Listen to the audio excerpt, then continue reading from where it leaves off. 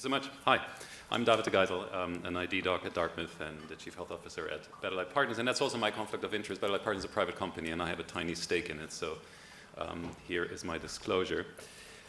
Discern is one of 8 rural opioid initiative trials, and the Rural Opioid Initiative is a funding mechanism by the National Institutes of Health in the United States. And as you can see here in many words captured, there's 2 phases to that funding mechanism, and what I'm presenting to you is from the second phase. And the geography that I'm going to be talking about, you can see here in a map where, let's see, you might recognize, Boston is just a bit further south, and up the northern border is where Canada starts, and this is the east coast of the United States. All right, it's a pretty rural, a very rural area. Here are the other opioids, rural opioids initiative sites, and you've heard many presentations, and I think we'll still hear some presentations even in this session from sites that are funded as such. So quickly back to the first phase of this, of the ROI funding. So the so-called UH3 findings, which was a study, a qualitative study that the research group did from 2017 to 19. And in that phase, we went out and did qualitative interviews and collected blood in the counties that I just showed you on the map. And here are some of the findings, high-level findings. So pretty high seropositivity rates amongst folks who inject. These are people who've injected in the previous year. And a lot of sharing of injection gear, which we interpreted, or through qualitative data found out was mostly because there was no access to harm reduction services in the area. And based on, you can see 2 publications that came out of that phase of the study if you're interested in more details. But based on those findings, we decided that for the UG3, the second phase of the funding, we were going to design a study that was going to look at mobile delivery of hepatitis C care through a van with integrated harm reduction services and compare that to enhanced usual care. And the enhancement really lay in having a care navigator such that people who were referred and didn't make it to their follow-up appointments or initial appointments could get assistance in being rescheduled. The intervention is, I'll keep it brief. You can read some of the details here. I'll give you an overall picture. I think it's like you've seen many van studies being designed. It's a van that's equipped with a fiber scanner, transient elastography machine. We can do phlebotomy, we can spin bloods. We have a bunch of harm reduction kits on board. And folks get invited in to the van to be tested with antibody tests for hepatitis C and HIV. And those folks who are seropositive for hep C get a full set of labs drawn. They get run at the research laboratory. And then we try to reconnect with folks in the subsequent weeks as we're on a regular rotation through various sites. And we try to find people again either through phone or just by inviting them back into the van. And those folks that are found to be viremic on the confirmatory labs are then randomized either to treatment on the van, which means that right at that visit, they get a telemedicine visit from a physician into the van. So the physician is at a remote site, and the research team and the participant are on the van. And in almost all cases, unless there was a contraindication, we would prescribe direct-acting antivirals on that visit. And the prescription would be filled by a specialty pharmacy that's part of the research team that would either ship the medications to the participants or deliver them to the van if the participant didn't have an address they could receive a package at. And prescriptions were dispensed at 4-week intervals.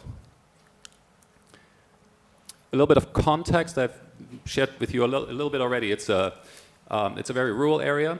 The population we had found in the first phase of the study showed it's a very young population. I'll show you some data on that. And it's mostly opioids, mostly fentanyl, actually. You'll see in the data that some people report heroin use, but really at the time that we started the trial, there was hardly any heroin left in the opioid supply. It's all fentanyl. And then a little bit of stimulant use. Lots of unhoused folks, which in the area in which we're working means that folks really live out in the woods. So they're not even in the towns in which we are, but they're miles away up into the hills. So really, literally, even though it's not a favorable term, but a hard-to-reach population, as in it's hard to get to people and for people to get to us.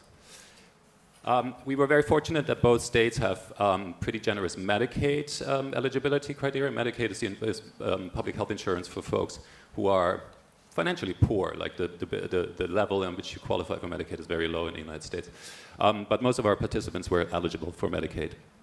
And then you might ask, why did you set up this trial in such a complicated way? Well, it's mostly actually to cater to the restrictions that the payers put on us for the prior authorization that was required for the direct-acting antivirals.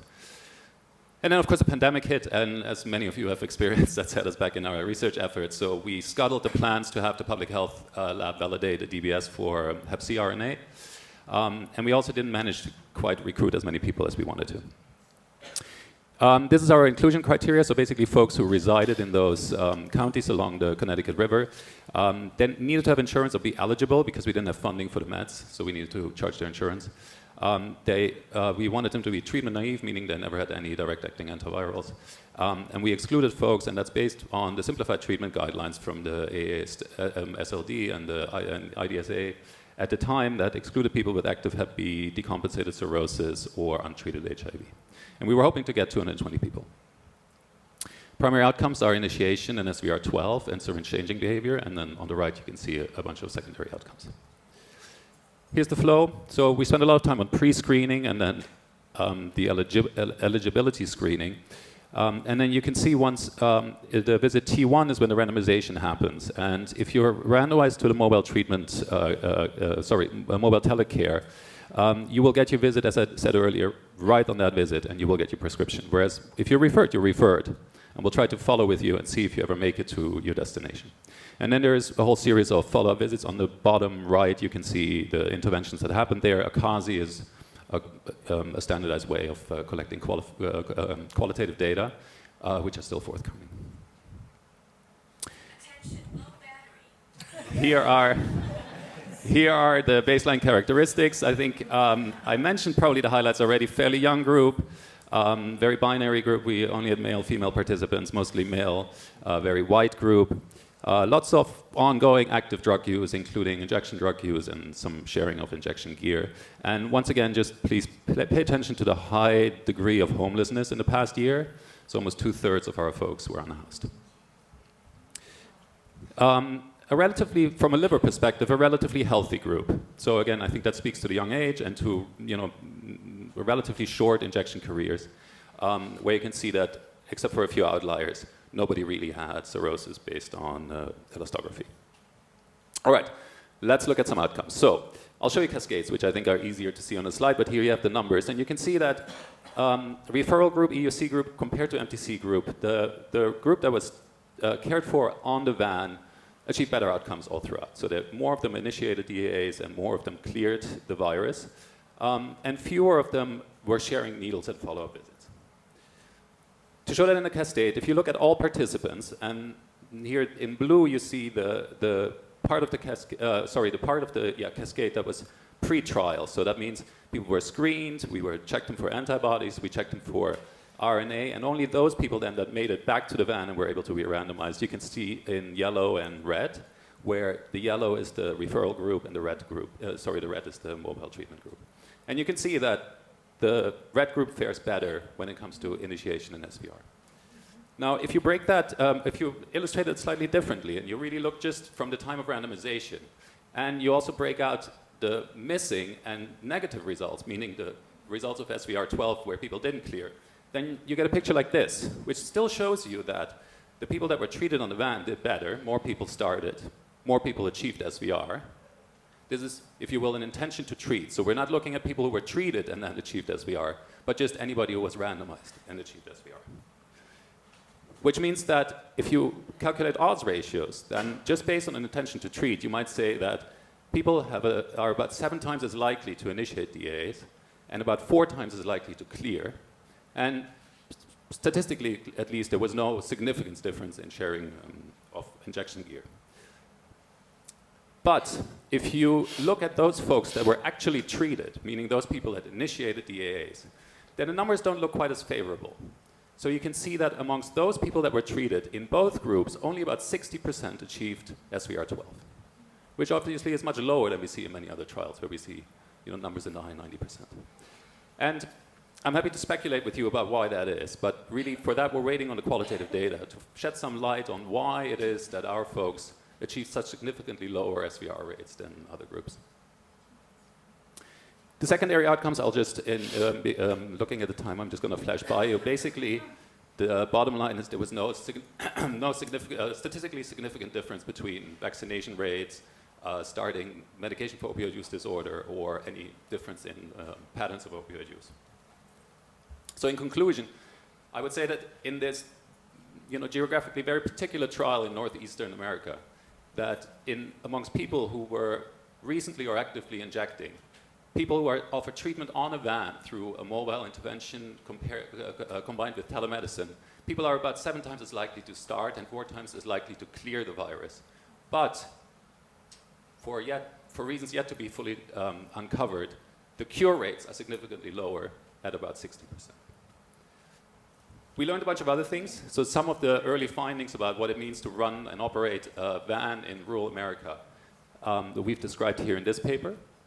And this is mostly just anecdotal experiences from participants and people on the van. So the formal qualitative data are still forthcoming. As usual, huge study team to thank. And most importantly, maybe the funders, and on the right, our community partners, and of course, all the participants. And just to highlight one more time how, while Hep C is really important and close to mine, all of your hearts, I also want to mention that we lost 3 people out of the 150 in the trial due to overdoses. And I bet you, once we start digging into the qualitative data, we will find that there is so much despair in the region that we're serving that I bet you that that's a big driver why we achieved relatively low cure rates. Thank you.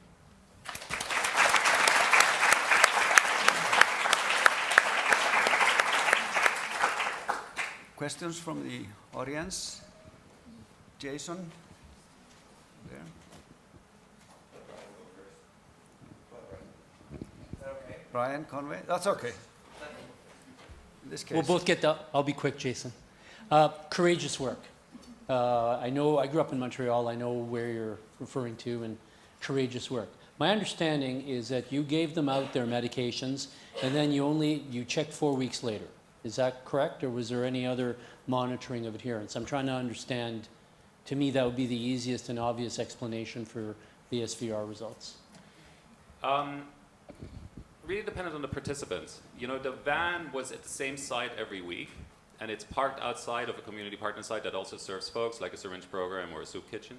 So I think a lot of people came through and checked back in with the van, and the van was staffed by peer workers and the research team that tried to keep in contact with folks. So you're right, formally there were only preset 4, 12, etc. weeks visits planned, but I think there was a lot of informal interaction for those people that made it back to town where the van was. There you go. Jason. So comment and then a question. Jason Grebley from the Kirby Institute. So I think we need to be easier on ourselves when we're presenting, working in these situations. We can't hold ourselves to simplify in the clinical trial data. They got incentivization, a lot of effort in those clinical trials to keep people to get those 90%, cure rate. So I think amazing work. This is very marginalized populations. Look at the proportion homeless. I think we just need to, 60% in these populations is I just don't think we should be disappointed with ourselves. It's really hard. You put so much work. Anyways, my question, I was just trying to tease it out. How much of it do you think was losing people during treatment? And I know you kind of showed it, but maybe just summarize where you were losing most of the people. Was it discontinuation early and then if they were starting, you lost them? And then versus also the people that didn't come back for their SVR result. I was just trying to tease it out. And I'm sure I've been meaning to write a paper or an opinion like that. I think time moves very different for different people. So I think we don't quite lose people. If you would give us another 10 years, we would probably find everybody who hasn't died. Sure. But I think that's what we see. So the SVR12 rarely is a true SVR12. It's somewhere after SVR, right? And I think in that sense, if you look at the flow diagram, we sort of lose or delay engaging people all along, anywhere from the first moment to until we find them, surprisingly, at the corner store for an SVR12. So it's not one particular point. Which is not a big problem because you engage them again and then offer them treatment again. Thank you very much for your comments and questions, and we'll move on.